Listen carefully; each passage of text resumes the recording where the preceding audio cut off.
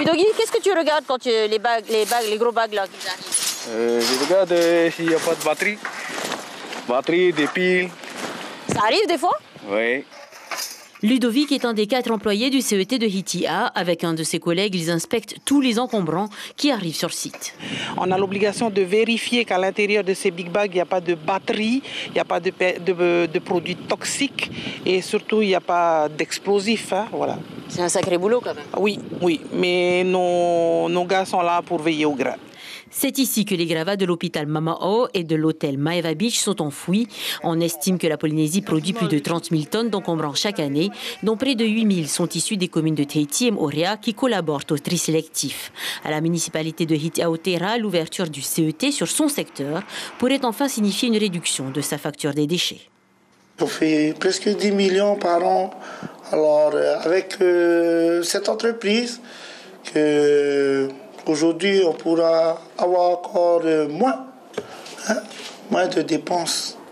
Peu de camions pour ce premier jour, mais ici, l'équipe est fin prête. Vous avez là devant une balance. Ils se mettent les camions à l'entrée sur la balance. On a un poids d'entrée en fait qui s'affiche ici. On peut le contrôler ici également.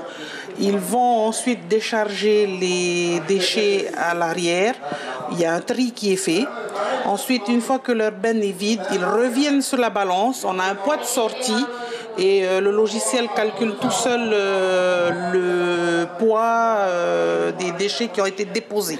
Ce sont 10 hectares en tout qui seront affectés au CET, dont 7 dans des casiers situés tout en haut du domaine. Aujourd'hui, nos clients, ce seraient les privés, pour commencer, avec TSP en Ville-en-Paul.